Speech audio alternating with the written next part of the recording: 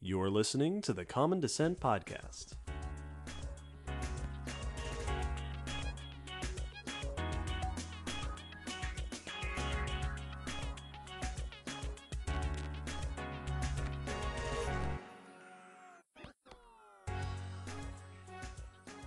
Hello, Will. Hello, David.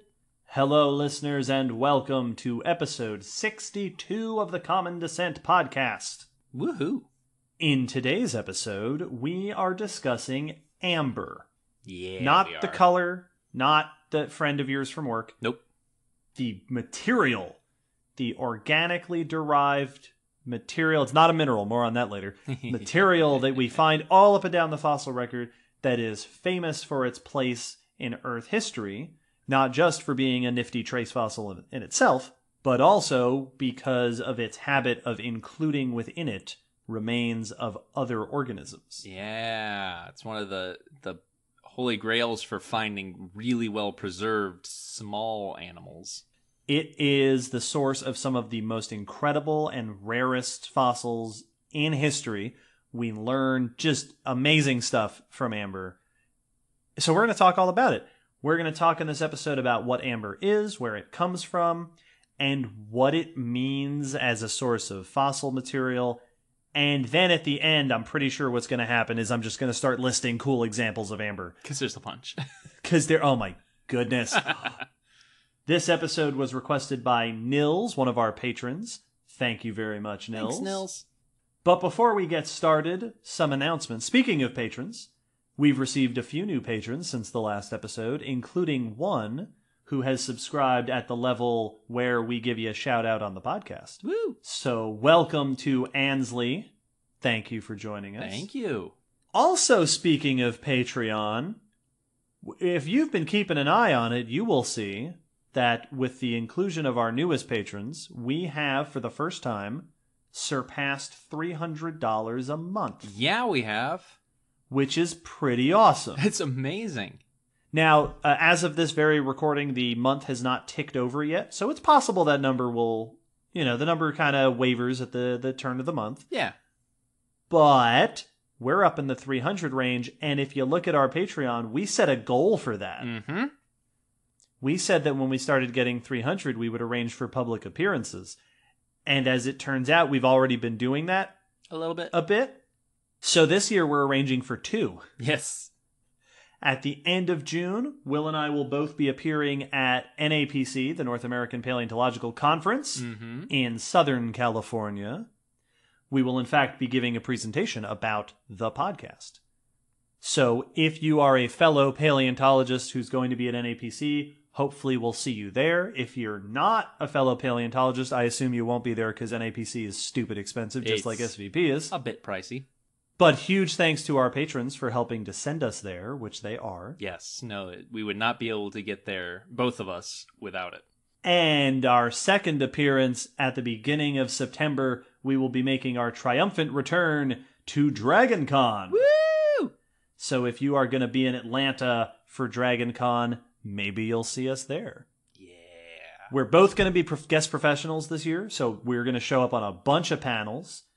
As of right now, we don't know what we're doing, but as the schedule comes together, we'll let you know. We have a couple of cool ideas that hopefully we'll be able to make happen. Yeah, we've got some hopeful prospects and we'll see if they're interested in. In the meantime, all throughout the month of June, we are putting out our second Silver Screen Science series, this time in honor of the new Godzilla movie. Yeah. Which we have dubbed Kai June. And all throughout the month, we're going to be talking more about Godzilla, Godzilla's American counterpart, King Kong, and the idea of kaiju in general. Yes. Another couple things real quick. Hey, we have a store on Zazzle. If you haven't already, check out the store. All sorts of cool merch. And speaking of cool stuff, I wanted to make a mention that we have... So on iTunes, sometimes people leave us reviews on iTunes, which is super helpful. Thank you so much. Everybody, please do that. It's always appreciated. And one of the reviews that I saw was somebody saying that they like to listen to us for inspiration for their art. Oh, cool. And that our Spooky series that was a great source of inspiration for them. And I wanted to make the shout out and say, if you do art inspired by our podcast and you're willing, share it with us. 100%. We love seeing art that is inspired by our podcast. Sometimes we've shared art on the social medias. Other times it goes up on our walls. Let us know if you're doing cool artwork. We would love to see it because that's awesome. I think that's all the announcements, Will. Sounds good to me. In that case, before we get into our discussion about Amber, we will discuss some news. That is our tradition. Every episode, we like to pick a few bits of newses from paleontology or evolution, biology, etc., and discuss them. So, Will, what's the news with the news? I have some newses about dinosaurs walking around. Oh, cool. I hear they did that a lot. And from time to time. So this first bit of news is about a dinosaur, Moososaurus. It means mouse lizard, so Moososaurus. And research shows that it may have transitioned from crawling on all fours to standing on 2 feet, kind of like we do. Oh, that's cool. Yeah. So this is research by Alejandro Otero et al. In Scientific Reports. And the article we'll be linking to is in National Geographic by Jason Bittel. So, Moososaurus patagonicus is an early Jurassic sauropodomorph. So that's the overall group that includes all sauropods and their close relatives. So the big, long-necked, lumbering guys, but also a whole bunch of semi-long-necked, less lumbering dinosaurs. This was one of those that was smaller, more moderately sized, and as an adult, well-known walked around on the back hind legs. Right, bipedal, like the earliest one, like Plateosaurus. Absolutely. That's the ancestral way of walking for dinosaurs in general, as far as the most research shows. Well, when it hatched, it was very, very small. And it was a very different body design, because that's very common with babies. You know, we have giant heads when we're first born. They said that a baby Moososaurus would be able to fit within your hand, like curl up in the palm of your hand. That's how they got their name. Yes. Mouse lizard, mouse dinosaur, because the original discovery was of the baby ones. Indeed, because they're so tiny. And they said estimates in just about 8 years, they would have gone to more than a ton. So very quick growing. Ooh. So from a mouse to a cow. Yep. Well, they have a well-preserved series of fossils from these dinosaurs that show at least 3 key stages of life. So they have a growth series for this dinosaur, and they decided to examine it to try to learn more about how was it moving around? How was it, behaving differently throughout that transition? They created 3D interactive models to work out where the center of mass in the body was at the different stages, and to even mess around with how it might have moved. In early life, animal had a much larger head, like us, and that would have put the center of mass, the center of weight, further up front, which, according to the models, would have forced it to walk on all fours.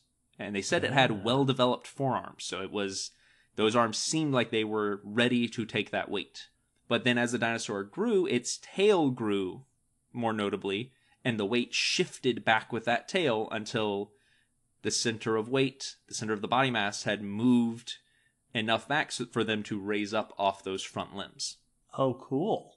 This is actually a similar transition that we see in some other dinosaur groups, or at least is hypothesized for other dinosaur groups like iguanodons and Maiasaurus and a few of the other semi-quadrupedal or sometimes bipedal herbivores seem to also follow this trend. So this seems to be a fairly common trend among dinosaurs. There are also some who go the opposite way, who are running around two-legged when they're younger and seem to more transition to quadrupedal walking when they're older. The reason this is really interesting is they were looking for other examples, other animals to compare to this sort of transition, and we're really the only good example they could find for modern animals. I was trying to think what other animals do this where they transition from 4 to 2, and there's really not many. No, so This is an odd trend that was very common among dinosaurs and is not common nowadays, which is interesting about dinosaur development.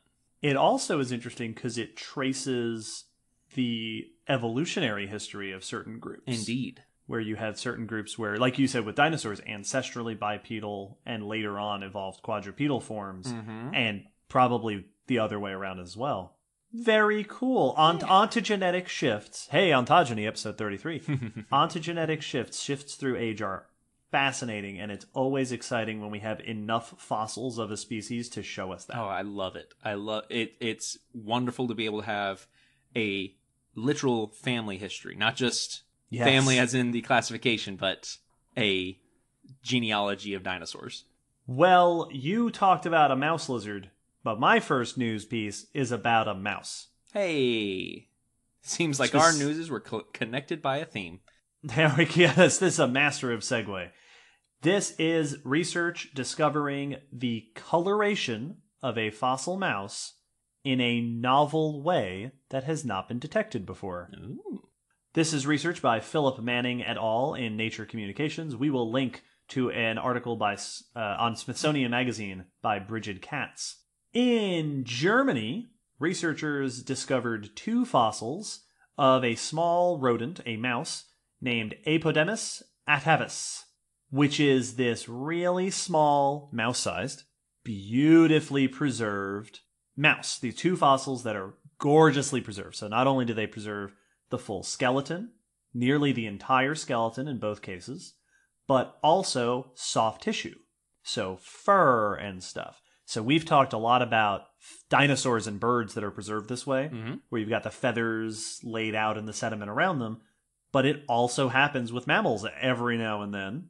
So these are little rodents that are still fuzzy in their fossil. Like I said, from Germany, 3 million years old, so Pliocene, not too long ago. There are plenty of examples of fossilized bird feathers and dinosaur feathers and fossilized skin traces that researchers have analyzed for remnants of pigments. So pigment molecules are molecules that contain certain materials that give off color. The most popular pigments that are studied in fossils are molecules called melanosomes, and there are 2 types of pigment that are typically contained within those melanosome structures. Eumelanin, which gives off black, dark pigmentation, and then there's pheomelanin, which gives off reddish, brownish coloration. Previous research on fossils have looked at the shape of melanosomes to try to infer what kind of melanin was present, but chemical analysis has pretty much only focused on eumelanin, black or dark pigmentation, because no one knew how to find chemical traces of pheomelanin. Makes it difficult to study it. Well, guess what? Uh-huh. Just a couple years ago, in 2016, another group of researchers discovered a molecular signature, an elemental signature, of pheomelanin in modern birds. So this research, the scientists attempted the same thing on these mice. They used synchrotron rapid scanning X-ray fluorescence imaging, which is delightfully non-destructive. It just shines rays against the fossil and detects what comes back. I love how sci-fi we've gotten in detecting invisible aspects of the fossils. It's just a scanner. Yeah, this is like the medical scanners that they used in Star Trek, where it's I see you have this problem. This is that for fossil. Oh yes, it was blue. Yeah, not quite that simple, but but it's pretty. So the previous research found that there is a unique combination of zinc and sulfur that is seen in pheomelanin. And these researchers studying these fossils found the same pattern in the integument, the fur, of these mice on both specimens. Awesome. Which means a couple of things. One, it means that they could determine a coloration pattern, that there was evidence of reddish-brown pigmentation across the body, the whole body of both mice. Weaker pigmentation in the tail and feet, which is either just because of the preservation of the fossil, Or it could be that they're like modern mice that have weaker pigmentation in the tail and feet. Yeah. And a white belly. Aw. It's also the first time pheomelanin has ever been chemically detected in the fossil record. That's awesome. With this new technique, researchers should now, hopefully, ideally, be able to go look at other fossils and detect this other class of pigment to give us an even wider range of color information for fossil organisms. I'm sure I've used this metaphor before, but I know I say it almost every time we come across one of these technologically aided studies that's a fairly new technique or device. I always love when we discover a new way of looking that can be applied to previously studied things. Yes. But it makes me think of the Legend of Zelda games. When you go through a dungeon and you see a thing and you know it's a thing, but you don't have the thing for it yet. Yep. And now you have the chain shot and you go back through and you're like, oh, that's what that was. Oh, that's how I got to that. Oh, this. Yeah. I love that we now can just start scanning other potentially applicable fossils. Yeah. We've unlocked the wing cap, and now we have to go back to the other levels and fly around in them. Absolutely. And that's so cool. It's awesome. Bit by bit, we are just expanding literally the image of fossil creatures, what they look like, just aspect by aspect, which is, that's so surreal to me. And that's what a time. What a time. It's wonderful. Well, my next news, as I said, is about another walking dinosaur, but this is a weird thing. So it's not color, but it has to do with implied soft tissue. Okay. So this is research done on the feet of sauropods. So now we're going to the big lumbering ones. And right, Littlefoot and friends. Yes. It's that really big feet. Big feet. Bigfoot and friends. Wait. This is research by Andreas Janel et al. In the Journal of Morphology. This is a press release by the University of Queensland in phys.org. So this is research to try to figure out exactly how sauropods carried their weight. And they were basically just the question that we first asked when we found these ridiculously huge animals. How in the world were they supporting such extremely massive bodies? And we've done research now that we know they can support it, but how exactly were their feet handling it? So they did some research and they decided to use a dinosaur as their example, their proxy. This is Rhoidosaurus brownii, and this is Australia's only named Jurassic sauropod, which is cool. Cool. Yeah. It dates back to about 160, 170 million years ago, and estimated to be somewhere between 20 to 40 tons in that range of right big sauropod. Standard sauropod. Yeah.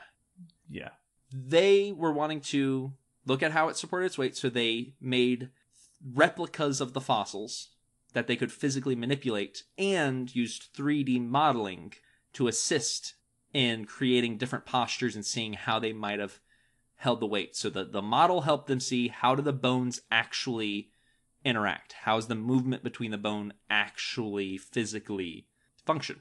And then the 3D model helped them create some postures on how it might hold weight. Both the bones and the models suggested that they walked with an elevated heel. And by that, they mean tiptoe. So with their heel up in the air and their toes down on the ground, this suggests the presence of a fleshy pad, a high heel of soft tissue under the back of the foot, much like we see in elephants today. The article that we're going to link to, the press release, has a great picture of a cross-section of an elephant foot next to an x-ray of a human foot, and you can see that elephants are just walking on tiptoe with this big cushion under the heel. Cool. That's what it looks like sauropods must have been doing. So they took it a step forward and looked at a whole bunch of sauropod trackways, the footprints from around the world, that also seem to indicate the presence of a fleshy pad at the back of the foot. So the bones seem to suggest this, 3D modeling seems to suggest this, and ichnofossils seem to suggest this. So it it seems that they had a very similar foot to an elephant, which is not so surprising. Now we just need to look into the fact that they were about 5 times as heavy as an elephant. So what differences were there to allow for that extra weight? It makes perfect sense to me to think that sauropods would have evolved the same sort of foot structure as elephants. Absolutely. Because I assume there's only so many ways to be huge. Well, it's kind of like it's really hard to make a skyscraper in just a oddball way. Like, there are some really good ways to support lots of weight. There are probably other ways you could do it, but I'd be surprised if they're just as viable. I also like that sauropods they maintained digitigrady. So, dear listeners, there are animals today that walk on their toes like that. Cats, dogs, in fact, a lot of animals walk on their toes like that, are walking on the fingers sort of laid against the ground, while the rest, the toes are the fingers, while the rest of the hand or foot is elevated. In the case of sauropods and elephants, they've stuck a pad underneath that elevated part. Mm-hmm. But your cat and dog walk around on their toes. On their tiptoes all the time. And then unguligrade are the ones that stand on their actual tiptoes, where they are like ballerinas. Yes. Like horses and most hoofed animals. Mm-hmm. We're plantigrade. We plant the whole foot down on the ground. Us and bears. I was about to say, us and bears. bears. I think raccoons are plantigrade. Wombats as well. Yeah. Bats. Yep. When they walk around. I saw a bird at a recent place that I went to sitting back on its heel, just resting not on the ground. It was a marabou stork. And it was one of the weirdest things I've ever seen, because it's like, that's what a plantigrade bird would look like, and that's what bizarre. My cat does that. Yeah. She'll sit on her heel. That's like, sit on her. That's weird. It makes him look like a kangaroo. Well, my last bit of news is this might be, I haven't checked, the oldest fossil we've talked about in the news. Oh. It might not be. I might be forgetting stuff. Yeah, but it's certainly up there. It's also potentially the oldest fungus in the fossil record. We have not touched on fungus nearly enough. We sure haven't. This is research by Corentin Laurent in Nature, and we'll link to an article in Vice by Becky Ferreira. In the Grassy Bay Formation in the Canadian Arctic, researchers have pulled up super itty-bitty microfossils. And as we discussed in episode 22, Micropaleontology, we're not talking microfossils like little bits of bone like what we do at the Gray site. No. We actually microscopic, super hard to see fossils. Yes. That appear to be fungal and are dated to roughly between, that the formation is dated to roughly between 900 to 1,000 million years old. Wow. So 1 billion years old. Wow. Now, to put that into perspective, you remember the Cambrian explosion? We talked about that in episode 9. Yep. This is twice as old as that. This is twice as far back. They named the new species, because of course it's a new species, Orosphera giraldae. They identified based on morphology, based on the cell structure, based on the chemistry, the apparent chemistry of the cells. This is also the oldest evidence of chitin, which is the material that fungi build their cell walls out of. Make it out of chitins. Make it out of chitins, also found in bugs. Yep, because fungus are weird. This is not just, if true, the oldest evidence of fungus in the fossil record. The previous oldest fungi were from the famous Rhynie chert in Scotland, which are 400 million years old. So just a scooch back. Just a little bit older. This is also a date consistent with molecular clock estimates, so genetic age estimates, of when fungi might have arisen. Oh, really? So we may be looking at near the origins of fungi. That's very cool. This is exciting for a few reasons. Number one, it's a glimpse into the origins of fungi. Very cool. Number two, the closest relatives of fungi are animals. Yep. Animalia, metazoans. So if fungi had already fully arisen by this time period, then that suggests they've already diverged from metazoans, our single-celled super ancient ancestors. Mm-hmm. So how far back does the animal lineage go? Yeah. If we keep looking. Now, we're not going to find dragonflies during the Proterozoic. But perhaps there are little single-celled or very simple metazoans, animal relatives out there as far back as 1 billion years, which is pretty cool. And finally, fungi are super important parts of their ecosystems. Oh, they are 100%. the principal decomposers in especially terrestrial ecosystems.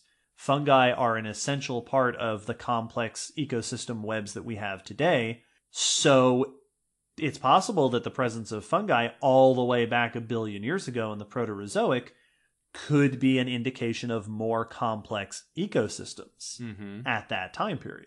Very, very cool. Fungus are already so alien and bizarre and just unnerving in how similar yet different they are. It's both amazing and almost no surprise that we find something fairly recognizable as a fungus that far back. Oh yeah, they've just been fungiing it up Just for 1 billion years. That's so. I also love stuff like this because in the Cambrian episode we talked about the fact that we used to think the Cambrian explosion potentially was the origin of life, and we have so far left that behind now that I love it. I love that it's not even remotely the beginning. Like we've gone so far past that and still find life that it really opens up how much there is to discover when it comes to the early days of life. The early days, yes, many days.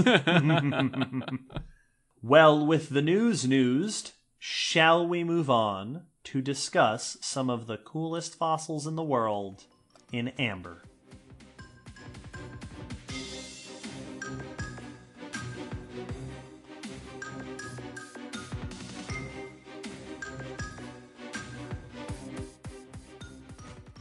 Before we get into the fossil record of amber, let's talk about what amber is. Presumably, most of our listeners have seen amber. When I say amber, you have an image in your head. If you've seen Jurassic Park, then you've seen amber. Amber is what was on the tip of John Hammond's staff.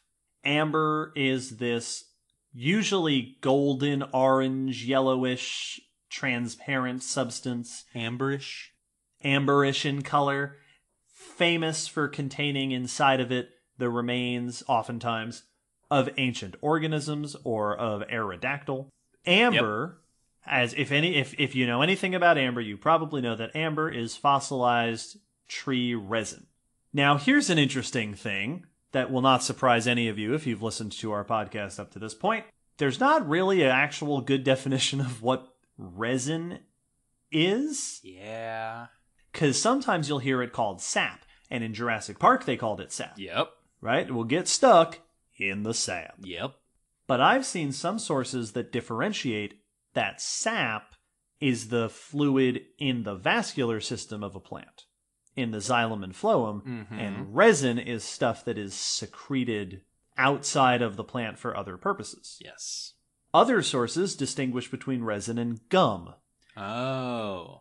Or other exudates, things that trees release, where some sources use resin for just every liquid that comes out of a tree, and others say that resin is specifically the liquids that can harden and last for a long time, which, like, oils don't do that plants release, and gums don't necessarily do that. Whereas resin has certain composition, it's made of certain substances that allow it to. So resin's something. It's the megafauna of plant where it's like hey, words that don't have solid definitions, right? Fossil. It brings back the idea of when you hear people talk about blood, because sometimes I'll hear people talk about it and they're referring to red blood cells. The red blood cells. But blood also includes plasma and platelets. Right. And I feel like it's kind of one of those where it's like, okay, but what do you mean? Are you referring to, all of it? Are you referring to the red blood cells that make it blood? Or what fluid are you actually focusing on. And plants are more complicated than we often give them credit for, so they have more than just oozy stuff. Yes. So there's all sorts of different kinds of goop that comes out of plants. But resin is basically the goop. It's the stuff that becomes amber. Yeah, it's fossilizable goop. Yes, that's honestly, some of the definitions I've read of it are basically that. Yep. That it's the goop that can become fossilized into amber. Meaning the important goop. Yeah, it's the stuff we care about. Yeah. Now, why plants release resin is also an interesting question. It has been suggested that at least some of the time it is a defense mechanism. Mm-hmm. Some are known deterrents of bugs and such. Some have materials within them that are fungicidal or insecticidal, so they will actively kill parasites and such. Other suggestions are that it is resin is released in response to damage, that you'll see resin oozing out when a tree is injured, either by weather or by insects and stuff boring through it. Mm-hmm. Some trees might use resin as an attractant to draw bugs in, to say, come to me and pollinate me or whatever. It might be that resin is also a way to just get rid of waste, that it's basically just like tree pee. Ew. Just here's all the stuff I don't want. Plants are gross. But whatever the reason, resin is released by lots of different kinds of trees, conifers and angiosperms, for probably lots of different reasons, and it comes in lots of different forms. But all of this resin, all the resin that we're interested in, has the ability to become hardened and persist for millions of years. Inside resins, if they are able to stick around, so just like any fossil, if they get eaten or stepped on or, washed away or something, they're not going to fossilize. But if a resin is preserved, if it's buried in the soil or something, what can happen, is that certain materials in the resin evaporate and dissipate easily, the volatile materials, and the non-volatile materials stick around. Mm-hmm. So what you get before too long is this little hardened goo, sort of like if you've left some sort of candy around for too long, it's kind of hardened up. It's like when you let just a little bit of soda in the bottom of your cup. Yes, and it just gets that, it's a little syrup. hard, and it's that, ugh. That really thick, viscous stuff. What begins to happen as the resin ages is that individual molecular units called monomers, hey, chemistry, link together to form polymers. So you get these long chains of these molecules forming. This is a process called polymerization. Yep. And what it will do is it stiffens and hardens and rigidifies the resin and gives it more lasting power. Yes. Now, just like there is no actual definition of when a fossil becomes a fossil, there's no actual moment when resin becomes amber, but it does go through a middle stage that also is not actually well defined, that is often called copal. Oh. So you may have heard of copal. Copal is immature amber, or semi-amber. Basically, copal is what you'll hear fossils refer to as subfossil, when they're not quite old enough for some people to call them fossils. They're not really fossilized yet, but they're still old, so they're subfossils. Copal is subfossil amber. It is resin that isn't quite fully amberized. It has slightly different hardness, slightly different solubility. Copal is the word that's typically used for resins, ancient resins that are hundreds to thousands of years old. Depending on who you ask, there are copals that are perhaps millions of years old. Wow. It's just amber, but not quite amber yet, but maybe amber, but it's that gradient in the middle. I feel like it's probably it's not quite possible to fully decide at what point batter and cake, as it's baking. You know when it's batter and you know when it's cake, but that in between part, how cooked is cooked? Is it 50% cooked? Is it 60% cooked? Yep. That part is copal. Yeah. Copal is the weird cake batter that's not cake yet. Oftentimes what you see in copal comes from trees that are still alive since it's relatively young, And if there's stuff inside the copal, it tends to be still living species. Which is cool. But eventually, it will fully harden and become what most geologists would be comfortable calling amber. Amber is not a mineral. Here's a little geology for you, everybody. The word mineral has a very specific definition, and two things that a mineral cannot be are organic and amorphous. This is one of the things that is well defined. Yes. Ice is a mineral because it is solid, inorganic, and has a defined, consistent molecular structure. Mm-hmm.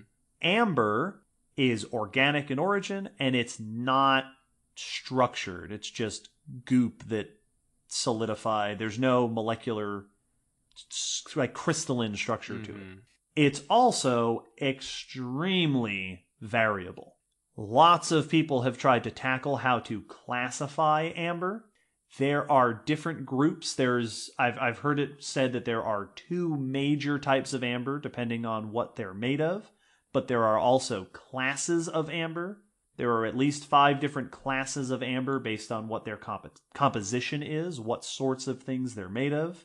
And within those classes, there are subclasses, depending on where you find it, how it was made, what kind of plant made it. There are all different kinds of amber, made of different stuff. The colors vary. So amber ranges from orange, yellow, red, white, brown, green. There's blue amber, famously, from the Dominican. And just like minerals tend to get, amber has received a whole bunch of different names. So depending on where it came from, what color it is, how opaque it is, you will hear all different words for amber. So sometimes you'll hear resinite. Mm-hmm.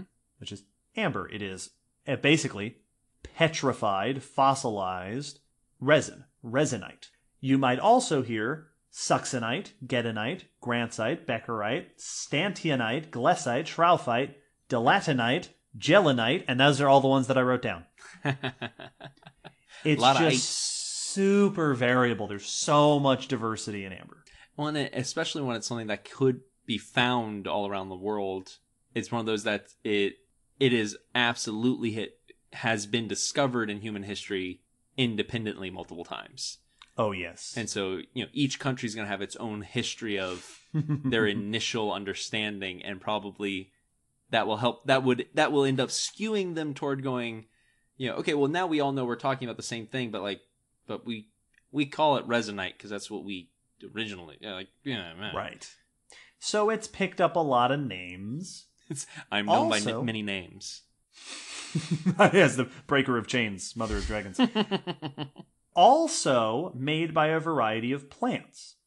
Today, we know a bunch of different coniferous trees, gymnosperms, and angiosperms, flowering plants. But it can be very difficult to link an amber to what kind of tree it made. Lots of ambers are assigned to a group of conifers called the Oriceraceae, which include the modern-day New Zealand kauri tree. Others have been suggested to have come from pine trees, cedar, cypress, locust trees. But there's also been some suggestion that that the way we're trying to identify it might not be a good way to do it. Mm-hmm. So sometimes you'll see a resource that'll say the amber in this region came from pine trees, and that might be harder to tell than we think it is. Well, and it makes sense that it would be difficult to nail down which plant made the amber if by design amber is the leftover bit of resin, that stuff has been lost to concentrate it down to this thing. So who knows what you lost? Like it's real, and there's, even though there are techniques to try to replicate speed up fossilization, degradation in labs, not everyone agrees on how reliable those techniques are. So it's really hard to know exactly what steps different ambers would have gone through and what the end results would have looked like. Indeed, indeed. Amber also comes in a lot of different shapes. So the classic sort of blob of amber is thought to have rolled down the tree and then fallen off and become fossilized as a little blob. Mm-hmm. But you can also get amber that comes from resin that forms inside fissures in a tree Oh, that's cool. and just takes the shape of the tree fissure. Oh, it's like those tables they make out of the driftwood with the Yes. the plastic resin. And you can get amber formed by resin that formed on the outside of a tree and can even preserve the imprint of the bark in the amber. And one of my favorites is you can have so you can have resin that was dripping off a tree as this stalactite or icicle shaped thing that then falls off and preserves like that. Yes, I was so hoping So you could get amber sickles. That way.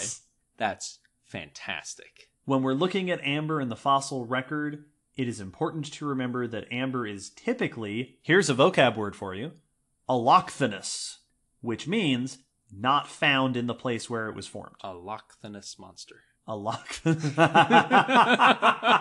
And indeed, it's usually found in the water. Amber is rarely found with the tree that formed it. Sometimes it is, like with roots or associated with bark. Mm-hmm. More often, it will be associated with coal, just coal seams, or transported by water. Amber floats in salt water, and so it can be transported all sorts of places. A lot of times, we find amber in estuarine deposits or ocean deposits. And in fact, for years and years and years, people have been collecting amber on beaches because it washes up on shore like, shark teeth and stuff do. Yep. So amber comes from all different places in all different forms. It is super variable, but there are a few places in the world where amber is particularly famous. Starting at the beginning, the oldest amber in the fossil record, reported in 2009, comes from a deposit in Illinois from the Carboniferous period. It is around 320 million years old. Wow. By far the oldest amber in the fossil record. This is at a time that there should not have been angiosperms, but the amber has the chemical composition that we expect from angiosperm plants. Interesting. Which suggests two things. One, that this type of amber may have arisen convergently in two different types of plants. And two, that using chemistry to determine what kind of plant your amber came from is probably harder than we once thought. Yeah, that's a very dangerous bit of evidence because it's either strong conversion or earlier rise of angiosperms or faulty technique. Yeah, or we're wrong about amber. All three of which are not just like little small issues. Those are all big things. That's a big deal. After that, in the Mesozoic is when the famous deposits of amber show up. The two most famous deposits of amber in the Mesozoic, one is Lebanese amber from Lebanon. There are hundreds of outcrops around Lebanon that have this amber that dates to the late Jurassic to early Cretaceous, which is pretty cool. Mm-hmm. And it is indeed in the Cretaceous that amber becomes much more widespread. Cool. This is interesting because it raises the question of why was there so much more resin all of a sudden to become fossilized? Mm-hmm. And one suggestion that has been pointed out is that the expansion of amber, the sort of rise of abundant amber in the Cretaceous period, is coincident in time with the expansion of certain groups of wood-boring insects. And indeed, boring beetles and other wood-boring insects are very commonly preserved in amber. Makes sense. So some have suggested that that resin production may have kicked up in response to damaging insects. Invasive, parasitic insects for the plants. Indeed. The most famous deposit of Mesozoic amber is in northern Myanmar. This is Burmese amber. Yeah, we've mentioned this once or twice. Oh yeah, once or twice. I'm pretty sure every bit of amber we've ever discussed in the news has been, well, maybe not all of them, but most of them. Pretty close. Have been Burmese amber. You'll hear Burmese amber a lot in the latter half of this episode. Yeah, it's the famous older brother. of the amber deposits. Yes, late Cretaceous, around 100 million years ago. Lots of famous dino stuff, because this is Age of the Dinosaurs. This is where you get your ancient bird feathers and things like that. As we move into the Cenozoic, the most famous amber deposit in the world, the largest and most famous, and as far as I can tell, oldest known, not oldest geologically, but we've known about it the longest, is Baltic amber. If you are picturing amber in your head, there's a very good chance you're picturing Baltic amber. This is the amber that defined amber. Cool. Baltic amber is found all around the Baltic Sea in northern Europe. It dates to the Eocene, 40 to 50 million years ago. Baltic amber commonly is found along the shores of the Baltic Sea and in nearby places in countries like Denmark, Sweden, Germany, Poland, Russia, Lithuania, Latvia, Estonia, and yet more. It is the world's largest single deposit of amber that we know of. It is estimated that the ancient forests that produced this amber produced over 100,000 tons of it. That's ridiculous. Baltic amber is pretty insane. Wow. Moving yet younger, the last super famous amber deposit that I'll mention is Dominican amber in the Dominican Republic. Younger, around the Oligocene to Miocene, 25 or so million years old. Dominican amber is famous for including, not exclusively, but including blue amber. Neat. Which is neat. I love that there's a blue amber. I don't know exactly why. It looks very cool. But that is so neat that there's blue amber. It's like blue kryptonite. That's just yes, awesome. It is. Yes, insects are weakened by blue amber. There's amber in lots of other places. There are famous amber deposits in Mexico, Canada, Greenland, New Zealand, and a bunch of other places. Amber typically is thought to represent ancient tropical or subtropical environments, because that's where you're probably going to find these trees that are producing it. Amber has been used by humans for a very long time for very many purposes. The oldest evidence that I know of, there may be more of this, but the oldest one that I came across of humans gathering amber is in the Baltic region at least 13,000 years ago. Wow. Which suggests that humans have been gathering amber from Northern Europe for about as long as humans have been in the Americas. What this is what we came for. Also for about as long as humans have had domesticated animals. Well, obviously discovering amber is what unlocked the domestication skill that tree. was always that. It's that blue amber. Quest completed, can domesticate animals. Yes. Uses of amber have included, obviously, use in art, in jewelry. More recently, amber is apparently used in smoking accessories, like cigar holders and the mouthpieces of pipes. It's used in skincare products and incense and medicinal use. This is not a medical podcast. Please do not accept that as advice. I don't know what medicinal use amber is allegedly supposed to have. Probably lots of stuff, depending on where you are. There is even amber worked into architecture. So there's a famous place, building in St. Petersburg, that has an amber room, which is decorated in part with amber. Cool. And in St. Bridget's Church in Gdansk, Poland, there is an amber altar that is also partially made out of amber. I wonder what material amber is analogous to work. It's very soft. Yeah, that's what I would assume. Amber's like a 2 or 3 on the Mohs hardness scale. It's like talc. It'd be really hard. I would be very surprised if it had become. I guess gypsum. It's more like gypsum. Really rigid. I mean, I guess drywall is gypsum, isn't it? Yeah, it's gypsum based. So I wonder. I wonder when you work. I guess plaster of Paris is gypsum. I don't know if drywall is the same thing. I think drywall includes gypsum, but it's not. I don't think it's just gypsum. I think it's gypsum byproduct stuff. But like I don't know. Now I'm curious. I want to look up someone working it. Does it chip? Does it carve like wood, or is it like a really dense plastic? Interesting. Can you melt it down and forge it into weapons to fight off zombies? Exactly. Like these are important questions. But The most important use of amber, at least for this podcast, is as a research subject. Yes.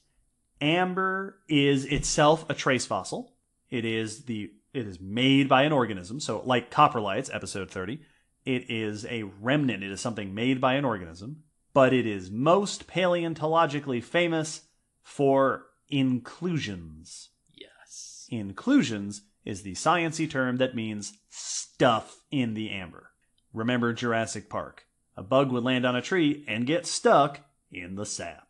Stuff gets trapped in the amber, in the resin. As the resin is gooping down the tree or filling a cavity. Yeah, when it's still fluid. When it's still fluid, it can capture bits of plants, microbes, fungi, and animals, especially insects. Yeah.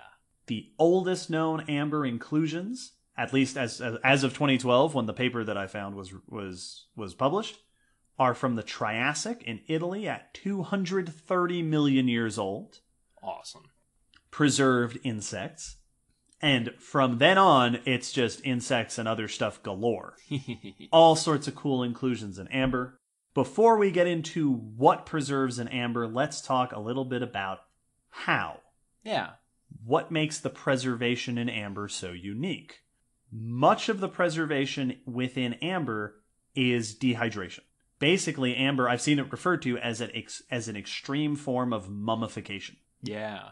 The body inside, so picture a bug, an ant that is stuck in the amber, is dehydrated, loses its water, and is captured, which means, like is good for fossilization, protected from outside forces. It's literally almost like a stasis field. It just locks them in as they were. And because it's a gentle process, it's not damaging the inclusion, at least not always, as it's covering it. It also prevents the carcass from collapsing. Yeah. It's not getting crushed or anything. The resin completely surrounds it, so it can sit there. The resin can preserve minute details. It can preserve color information. It preserves the 3D shape. And because some resins have antibiotic properties, it can also protect what's inside from decay. Yes. The bacteria and stuff can't get in. However, it's not perfect. As the resin is flowing, it can twist and break stuff. So there are ambers where you can see that a bug has lost a limb because the resin basically pulled it apart as it was flowing over it. Oftentimes, any fungi or other microbes that were in the creature when it got captured stick around for a while. So a lot of the internal tissue still decomposes and degrades away. That's not always the case. We can find evidence of soft tissue in amber. It's thought that happens when the dehydration happens quickly. You can get muscle tissue and protein remains and things like that. Other times, the amber, the insect or whatever in the amber will be surrounded by a milky halo that is, as the stuff released by decomposition interacts with the resin, it'll create this sort of colored halo around it. Interesting. That makes sense. But you can get exceptional preservation down to microscopic levels in amber. As with any fossil form, though, it's not a perfect trap. It's not capturing everything equally. As we'll talk about here in a second, amber does in fact capture things that otherwise don't fossilize, that fall through the sieve of the fossil record preservation bias. But amber itself also has preservation bias. Yes, it does. For example, almost everything you will ever see preserved inside amber is very, very small. Tiny little insects, tiny little bits of plants, because big stuff has a harder time getting trapped and is more likely to be broken. Yes. Or like eaten when it's half trapped in the resin or something. Mm-hmm. Well, it's the equivalent of us, something our size getting trapped in resin is when your hands get all sticky after you carry around a Christmas tree. Right, and then you're like, oh. And even on the insect scale, most of what you see in amber is millimeter scale. Yeah. So we're not talking like a grasshopper. We're talking like gnats and tiny little flies and things. Most of the things that are trapped in amber are also things that were on or inside the tree. Mm-hmm. So you're not getting desert organisms, and you're not getting, the thing that walked by the tree isn't going to get trapped in amber. Yeah, things down on the forest floor aren't necessarily going to show up. The environment that it's in can affect the formation of resin. So how much light there is, how much moisture there is, can affect whether your resin survives in the first place. And here's something that I thought was super interesting. I found a paper that made the note that most insects found in amber are spring and summer species. That makes sense. If you have insects that are active during the winter, you're not going to get those because the trees aren't active. Yeah, plants go, for the most part, dormant. Yeah. When things get So cold. there's all these biases within amber. But, all that being said, amber preserves some of the coolest, most incredible, most remarkable fossils in the fossil record. They are incredible. They are... Sometimes it is... almost looks like it's been faked in how well preserved the inclusion is. So cool. As long as, just like with any fossils, you keep in mind the biases of the record, you can find some really fascinating stuff.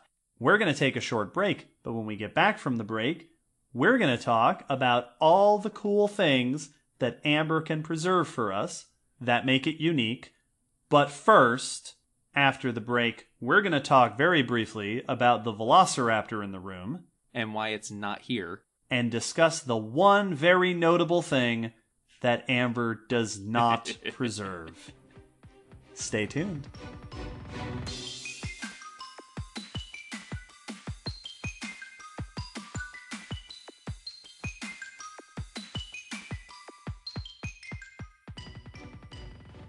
We have talked about DNA and Jurassic Park and amber a few times before.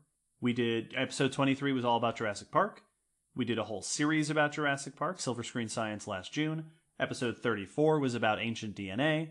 So we won't rehash too much of that, but a brief history of the relationship between DNA and amber. The 1980s was the first time people were able to pull ancient DNA out of old preserved specimens. And through the 90s was when we got super excited about the realization that we could get DNA out of fossils. Yes. There were lots of reports in the 90s, especially in the early 90s, of DNA coming out of amber specimens that were millions to tens of millions of years old. It was a very exciting time. They were wrong. Yep. As the 90s wore on, lots of attempts to reproduce those results consistently failed. I found one report that cites 3 papers from the later 90s, mid to late 90s, that between all 3 of them tried more than 45 amber specimens in both Dominican and Baltic amber, places where it had been reported before that they had found DNA, and they found contaminants, but no ancient DNA. Awkward. As the 90s wore on, we got into the 2000s. The scientific community started to have many, many reasons to suspect that those earlier reports were due to contamination from modern microbes, modern insects, and we just have never had a good reproducible case of DNA coming out of ancient amber. The dual nails in the coffin on that one came in the 2010s.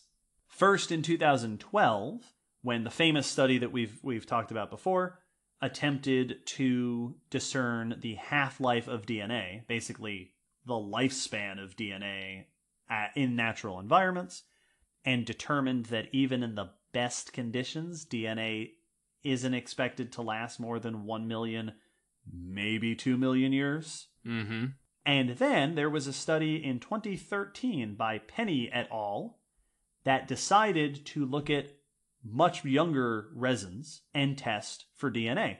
They took 2 samples of copal, one that had been dated to around 10,000 years old, and the other that was, here's a term for you, post-bomb. Oh. Now what that means, is... So carbon dating relies on certain amounts of radioactive carbon in the atmosphere. And as it turns out, in like the 1950s or so, we really messed up the amounts of radioactive carbon in the atmosphere because we started blowing up nuclear weapons. Oops. So the carbon record gets all messy around the 1950s, which makes it very difficult to date stuff. What is it good for? Ruining carbon dating. Ruining carbon dating. So the post-bomb specimen was younger than 60 years. So one specimen at several thousand, several millennia, and another specimen at several decades old, each with a stingless bee inside. They ground up both specimens and tested for DNA. They found contaminant DNA. They found no bee DNA. Which is that's pretty strong evidence. At decades old. Yeah. Even in the post-bomb specimen, even in the one that was under 60 years, no what's called endogenous, right? The original DNA, which suggests that amber is not a great place for DNA preservation. Yeah. That study actually suggests, they say at the end, that this indicates that DNA survival is no better and perhaps worse than just sitting in an air-dried museum cabinet. Like if you went into a museum and it's like, oh, these insects have been laying out in this cabinet for 60 years, you are at best as likely to find DNA, if not more likely, than in amber. Something about amber is just not conducive to DNA preservation. I mean, if it is a mummification process, that extreme drying out might just break things down. And amber is full of all sorts of different compounds and different chemicals that can react with things. And DNA's delicate, super fragile. But the takeaway is no one has ever to date reliably gotten DNA out of amber. Sorry, Mr. Hammond. Sorry, Mr. DNA. Someone lied to you about where they got that dinosaur DNA from. That being said, and I always hate that part. I've mentioned this before. I hate whenever I have to start a discussion with, no, we didn't find DNA, here's the hard facts. Because the rest of this episode is going to be awesome. Mm-hmm. Let me tell you about the cool stuff we do find in amber. Amber allows us to see things that don't normally fossilize. Yes. Things that normally escape the fossil record. I'm going to list a bunch of examples. Over the remainder of this episode, you will hear me say things like, there's one specimen that is blah. And I want you to keep in mind that there are hundreds of specimens that are blah. I'm only giving you a few. There's so many cool things in amber, Will. It's too many, and you could go through just one example of a certain thing being preserved and have a list of cool examples. I'm going to focus on a few categories of cool things. The first one is just organisms that don't normally preserve. The most obvious is bugs. Yeah. Insects, mites, spiders, these are things that tend to avoid fossilization because they're tiny, they're delicate, they're soft.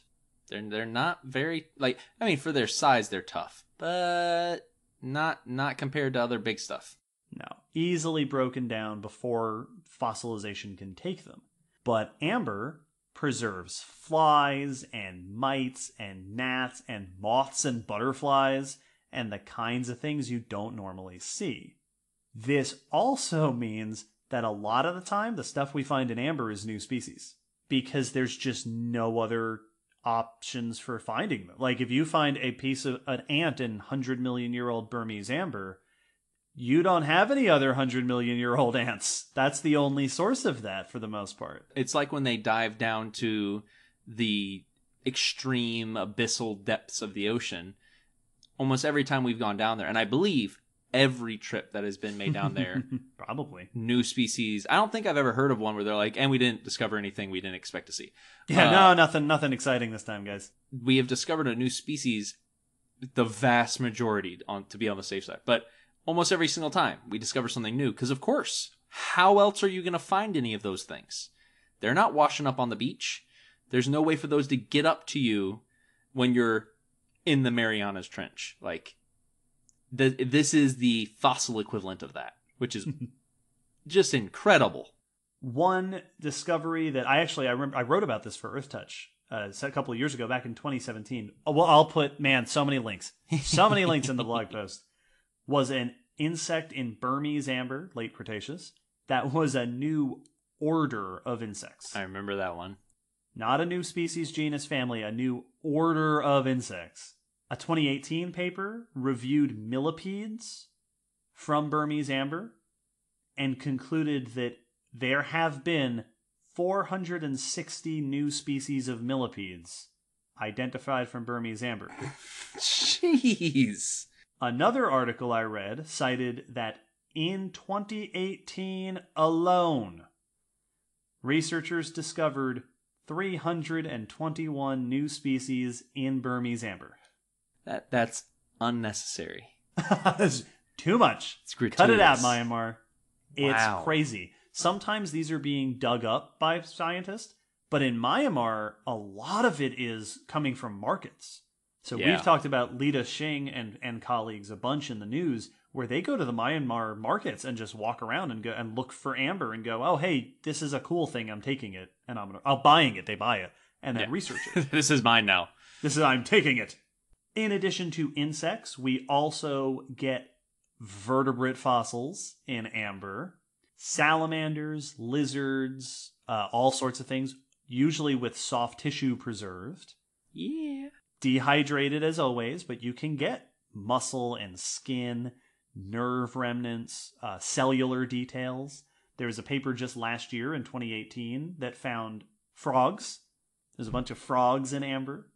In 2016, in Burmese amber, there was that very famous dinosaur tail, a tail covered in feathers that was not only super cool, but also allowed researchers to identify a previously unknown type of feather. Yeah. In 2017, Lita Shing and friends found a baby enantiornithine bird in Burmese amber that was fresh out of the egg and allowed the researchers to determine that it was precocial. It was ready to go right after hatching, which is information we would not have otherwise seen in the fossil record. Yeah, we mentioned that sort of stuff in our behavior discussions. Last episode. It takes a lot of different lines of evidence to get that sort of to draw that sort of conclusion, but amber gives you a pretty dead-on look because it's the actual infant. So sometimes it can let you make what would be a very big hypothesis and observation that you would need lots of lines of support for. But if it's in amber, yeah, that's pretty good. And last year in 2018 was discovered the best piece of amber ever. Yes. Which was another piece of Burmese amber that had a baby snake in it. Only because crocs don't get stuck. Baby snake. How big is a hatchling croc? 6, 7, 8 inches long. It's not impossible. Yeah, it's not impossible. And there are ones that climb trees, so they could. There you go. But who's to say? Anyway, on to important stuff. This baby snake, which we talked about in the news when it came out, the fossil includes 97 bones of the snake, and it's 2 inches or 5 centimeters long. Adorable. It's just so itty bitty. Other cool stuff that has been preserved in amber. Here's a bonus bit of news. So this is actually a bit of news that we considered for the news section this episode, and I decided to put it in here. Within the last couple of weeks, researchers identified for the first time ever an ammonite in amber. What? An ammonite in amber. Like that lives in the ocean. What? It was fossilized alongside terrestrial insects and oceanic snails.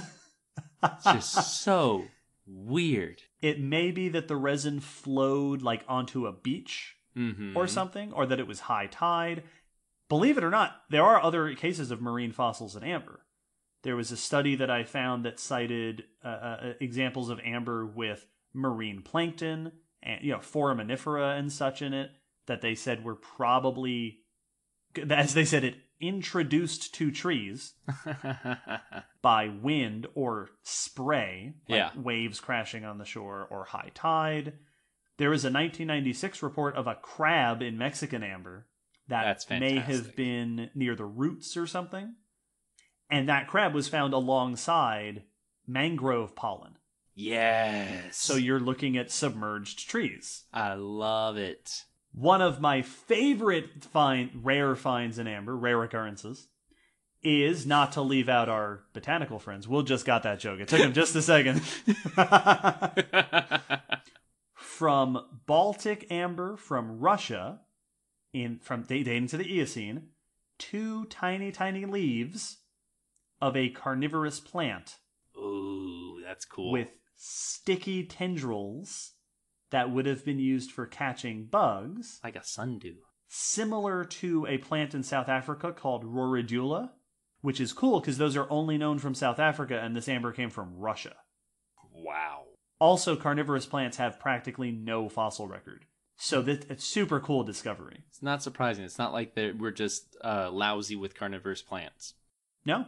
And they're tropical. And again, one of the cool things about amber is tropical fossils are rare.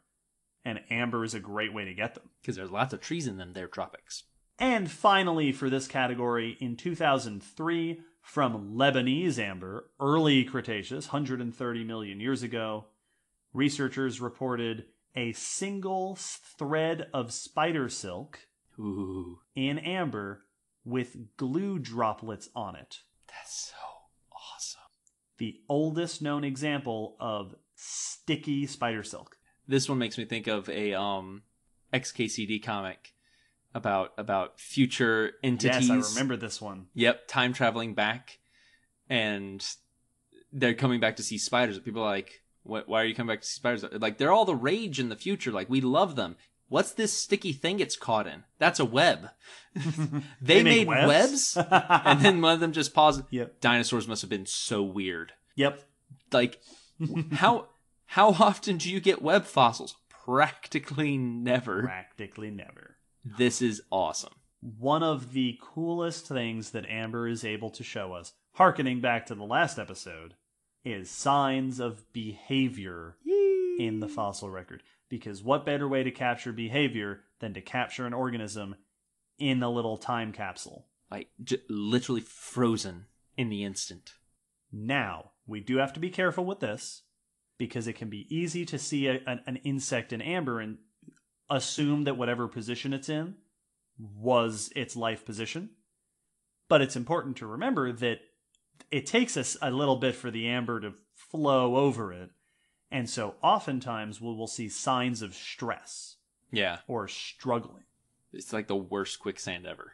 So there are cases, for example, of ants preserved in amber biting each other, which doesn't necessarily mean that they were eating each other, but that they may have been trying to pull themselves out of the resin by grabbing onto another ant. Yeah, when like a panicking or a in distress ant just bites. Yep. That's your defense. I can't figure out anything else to do. Bite. There are lots of examples of insects caught in amber laying eggs or pooping out of stress. Yeah. Like the body's just like, oh, you get all this stuff out of here. Yeah. Drop some weight. We got to move. It's really crazy what will happen there. My dad caught a mouse on a job site one time, and he was just like, I'll remove this mouse. I don't want to leave a mouse around someone's house just out of laziness. So he caught it in a bucket, and as soon as she got in the bucket, she started panicking and gave birth to 2 babies. Just immediately. Oh, jeez. Oh, no. Get them out. Get them out. Like, so that makes sense that it would happen. Just eggs, go, save yourselves. Sometimes it can also be post-mortem. Yeah. That just poop is released. We talked in episode 30 about fossil flatulence in amber. Poop farts. There is at least one case I saw cited of an ejaculation caught in amber. Which is both hilarious and amazing. Oh, it's so cool. So behaviors in amber are fun, but we have to be careful.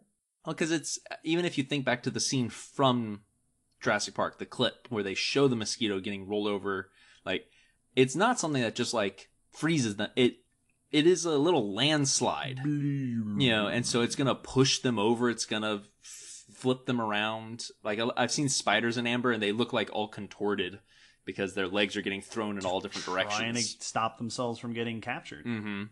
Some of the best cases of amber and some of the best examples of showing behavior are ambers that have what are called syn inclusions, which means you caught more than one thing. Ah. What's super cool about this in amber is that amber resin forms and hardens pretty quickly. So if you find 2 things in amber, you are almost guaranteed to have found 2 things that were in the same place on the same day, if not within the same several seconds to minutes. So we can interpret all sorts of behavior. Here's some examples. One of the most obvious cases is feeding behavior. So there are plenty of examples of, for example, ants in amber carrying food. Yay! So I've seen a citation for an ant carrying a bit of plant that it cut, like a leafcutter ant. Ants carrying animal bits around. There are bees that have been found in amber with pollen on them. Oh, that's cool. There have been amber preserved insects that today are known to be ant hunters or termite hunters that are preserved in amber alongside ants and termites, suggesting that their habits have been preserved for millions of years. I love the image of this predator sneaking up on an ant and then they're both getting stuck in the amber, ant noticing the predator and just, well, this is awkward. just for 20 million years, yeah. We're just staring at each other. For the next few minutes as they slowly are encased. You gonna eat me? No. There are cases of amber that preserves spider silk with bugs trapped in it. And in 2012, there is a very famous publication of a piece of amber with spider web and a wasp caught in the web and a spider going after the wasp. That is hard to believe. Like, if someone just said, what if we found a spider that caught something in its web in amber? I'd be like, okay, that's a cool idea, but I mean, come on. Oh, yeah. That'd be cool. Right? That'd be neat. That'd be neat. We can, put it in a cartoon or something, but that's not going to happen. Well, so part of the reason for this is the law of large numbers. Yep. There are so many amber pieces with stuff in them that eventually you find something incredible. Mm-hmm. Also, there's so many bugs. Most of these examples are bugs. That's the other large number is arthropods. There's a lot of them. They're everywhere. Get used to it. Other examples of behavior that you can find are social behavior, including reproductive behavior. There are lots of examples of amber with insects in them caught in the act of mating. So I've seen so you know how you'll see like dragonflies in the spring with their butts together? Yeah, they connect. They dock. There are amber preserved things like flies and stuff in that position, butt to butt in mating position, preserved in amber. Well, and the crazy thing about those is because for some of these it had to have happened at some sort of speed to have preserved them. But in a lot of these, they may have gotten stuck. And a lot of those insects, they can't just stop mating. You're locked together until it's done. And if one of you gets stuck, both of you get stuck. There is at least one case I read about of a Dominican amber specimen with a spider in it carrying a silk case of eggs. Oh, yes! In 2015, there was a report of a scale insect, a flightless beetle-like insect in Burmese amber with 60 eggs on her abdomen. Wow. So she was just carrying her eggs around, carrying her brood. It is, I think, the oldest fossil evidence of brood care. That's awesome. In insects. We talked last year, 2018, one of our newses was about the lacewings in Lebanese amber that had just hatched and still had their little masks that they use to break out of the eggs. Right.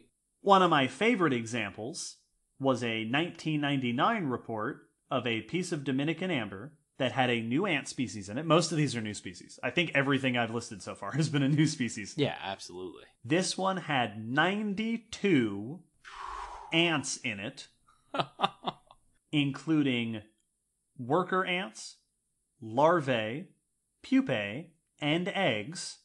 Apparently a colony, like it caught a chunk of a colony, and it includes preserved ants carrying eggs and pupae. Oh, that's so awesome. So a snapshot of life in the colony of Dominicans, so 20 million years ago in the Dominican Republic. That's incredible. Even better, Will. Well, there's it's so cool. There is, I read in one of the papers I read, a citation of a piece of Dominican amber that preserves a worker termite in the process of feeding a soldier. What? So, dear listeners, in a lot of ant and termite species, the soldiers are so specialized that their mouth parts are good for killing but not good for eating. Yep. So the workers have to feed them. Which is awesome. Cotton amber. That's ridiculous. It's so cool. Amber's so cool. Like, amber's so cool that it is preserving behaviors that most people don't know happen. Yes. And then, my last example of reproductive social behavior, again, to appease our botany friends. 2014 report of Burmese amber with flowers in it, where at the microscopic level, researchers noticed that the amber had caught one of these flowers with pollen inside the flower, with the pollen tubes extended and growing into the stigma. Wow. So, dear listeners, the pollen is carrying the male stuff, the stigma has the female stuff, which means that this flower was caught in the process of fertilization of the seed. Wow. It's so cool. Amber is so cool. It's why I used the term stasis field before. This is Yes. This is very much like a sci-fi frozen in carbonite situation where just ridiculous things and ridiculous detail captured in the instant that it was encapsulated and then unchanged from that point on. But my favorite category of associations in amber are examples of parasitism. There are lots of examples of bugs that have been found with mites on them or smaller bugs on them. There was a 2015 report of Burmese amber that included within it some of the oldest known grass fossils, and on the grass was ergot fungus, Ha! a parasitic type of fungus. There have been lice found on mammalian hairs. In 2017, there's that famous example of a tick in Burmese amber clutching a dinosaur feather. Mm-hmm. There are also examples of fungus and worms being preserved inside of insects in amber. So not just external parasites, but internal parasites, which is very, very exciting. Absolutely. There was a famous report from 2015 of a flea inside Dominican amber that had bacteria inside of it that the researchers noted was morphologically similar to the plague. Oh, that's weird. Which suggests that the plague, or something plague-like, has been associating with fleas for 20 million years. Oh, that's cool. Which is very cool. You want to hear my favorites? Okay. There is at least one bit of amber I've seen numerous pictures of a fly with a nematode coming out of it. Ew. Probably trying to escape it as it died. Yes. There is a piece of amber that was Baltic amber, reported in 2002 of an ant with the larva of a parasitic wasp in the process of coming out of it. Oh, that's amazing. There are also reports of insects being caught in amber in the process of depositing their eggs in other insects. So at least one of a parasitic wasp depositing eggs in a caterpillar and then caught in amber. This would be like if someone... Okay, this is how ridiculous these fossils are. This would be like if at Pompeii there were two people caught as one was stabbing the other one to monkey. Yeah, sneaking up on him and stabbing him. And then they both got caught in the ash. Like, that's what this is like. That's ridiculous. But my absolute favorite, I did not know about this one before I started looking into this. Will, do you remember that episode of Planet Earth with the cordyceps fungus? Yes. Dear listeners, there are fungi today, like cordyceps, that will attack and infect insects and then kill them and grow out of them. Yep. There is a piece of amber. Again, there are actually multiple of these, but the one I'm going to talk about, and if I can find a picture of it, I'll put it up on the blog post. Dominican amber with a bark louse inside of it, with a cinema, which is a stalk of fungal growth, emerging from the body of the louse, and the fungal stalk is way bigger than the bug. Wow. It looks like the image from Planet Earth, the one of the ant with the stalk coming out of its head. It's coming out of this louse, caught in amber. It's one of my new favorite fossils. It's so cool, man. I saw another one of, I think it was a spider with 2 fungal stalks growing out of it in amber. Amber's pretty neat, guys. Wow.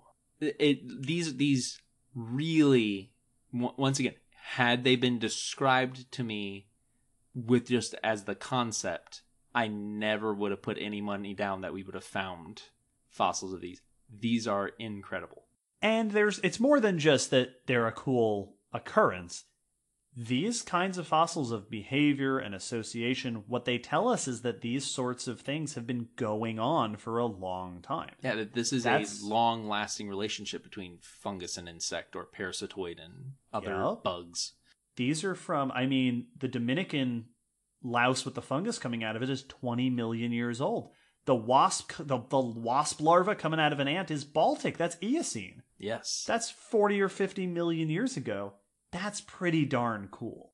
There's a lot of these things that we could probably infer are a very long-lasting behavior that showed up a long time ago just because of how specialized the two organisms interacting are to one another. But having definitive proof, definitive evidence of this behavior locks in that we know up to 20, up to 40 million years ago, these things were doing this stuff to each other almost identically the way they're doing it now. And it's so neat. Listeners, if you have a favorite piece of amber we have not mentioned, let us know. Once again, put it up on Twitter, Facebook, somewhere where other people can see it. Let's share it with the world. Absolutely. I'm going to fill this blog post with so many links and maybe, hopefully, pictures. When we do the blog post, we're sticking to pictures that are in the public use, Creative Commons and such. So hopefully I can find a bunch of these that I can put up on the blog post. Thank you to Nils for this recommendation. This has been super fun. Before we go, we have a patron question. One of the other things you can get as a patron is you can ask us questions, and we'll answer them right here on the podcast. This episode's question comes from Luke, who asks, can we talk about hedgehog evolution? I'm curious how we know about it, how well do quills fossilize, etc., but also where the heck these cute little guys come from. Yeah, I think we can talk about that. An excellent question. Apparently, the way that hedgehog evolution works now is that you make it and you don't pay any attention to what the fans want, and the fans get really upset about it, so you go back and remake it and push your movie off for several months. Yep. But in the fossil record, so hedgehogs, I'm real salty about that. Oh, yes. Hedgehogs belong to the family Erinaceidae, which includes hedgehogs and gymnors, which are also called moon rats. Which are weird. They are the closest relatives of hedgehogs are shrews and moles. They belong to this group called the Eulipotyphla altogether. Bunch of insectivores. These days, hedgehogs are found in the Old World, Europe, Asia, Africa, etc. But in the past, they were much more widespread. Now, exactly when they get started is not known. So I asked my friend Jess about this, who is a hedgehog aficionado. As far as I know, there are not hedgehog fossils from the Mesozoic, at least not definite hedgehog fossils. But we do see them very early on in the Cenozoic. The oldest known hedgehog, or at least among the oldest known hedgehogs, is a species named Silvicola acaries from British Columbia, the Eocene. So upward around 50 some million years ago. It is super tiny, only 2 inches long, 5 or 6 centimeters long. Ow. There are others from the Eocene, 2 from the Messel Pit, which is beautiful, excellent preservation, which means that we can see that one of them had quills and the other one did not. Oh, weird. Macrocranian is one that is well preserved, like those mice we talked about at the beginning. You can see the outline of the fur, no quills, but Pholidocercus has spiky little quills preserved in the sediment alongside it. Cool. Which is very cool. The quills, by the way, are probably... So there are other animals with quills, like tenrecs, which are probably convergent. Yeah. They probably evolved that multiple times. Porcupines, same basic thing. Yes. Interestingly enough, there is a genus called Amphicynus, which is Oligocene and Miocene, which is known not only in Europe, Asia, Africa, but also North America. Numerous species all over the northern continents, suggesting that hedgehogs were indeed once much more widespread. But for all of these examples, they're pretty much hedgehogs. Yeah. The hedgehog form showed up very early on, at the very least. I'm always interested when a weird, quote unquote weird, as in the fact that there's not a lot of spiny mammals. Like, when a unique morphology shows up and then is oddly successful. Yeah. And consistent. It's not what you would necessarily suspect. You tend to expect weirdos to be one-shots or weird offshoots that went off into this one weird thing, and it's a really specialized group that... Right, this one weird trick. Yeah, but like hedgehogs, evidently, it's good to be spiny. And then more recently, I'm sure there are lots of modern genera and species of hedgehogs that have been found in like Pleistocene, Ice Age stuff. I do want to make mention of Dinogalerix, which is not technically a hedgehog. It's a gymnure, so it's a cousin of hedgehogs. But it's the one from the late Miocene, what used to be Gargano Island.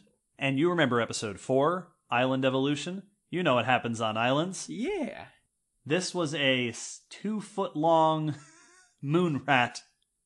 So it was a near hedgehog, the size of a large rabbit or a small cat. Wow.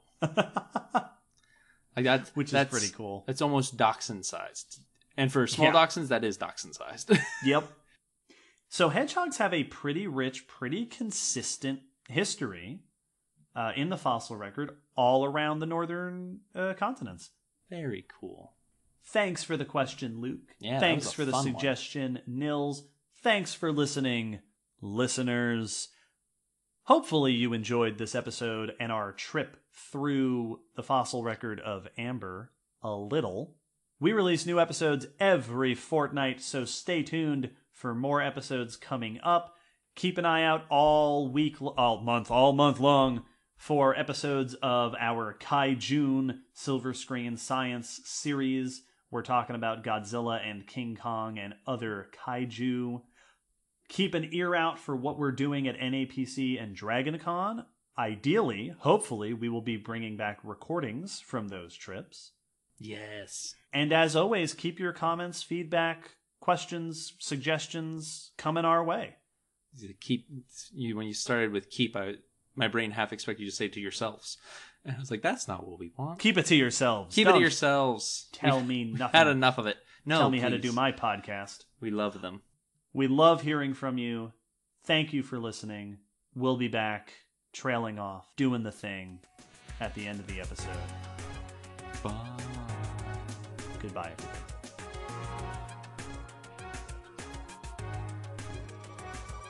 Thanks for listening to the Common Descent podcast. You can follow us on Facebook, Twitter, YouTube, and check our WordPress blog for pictures and links after each episode. Huge thanks to our patrons whose support helps keep this podcast running and who get access to bonus goodies on Patreon. The song you're hearing is called On the Origin of Species by Protodome, which we found at ocremix.org. Thanks again for listening. We hope you'll join us next time.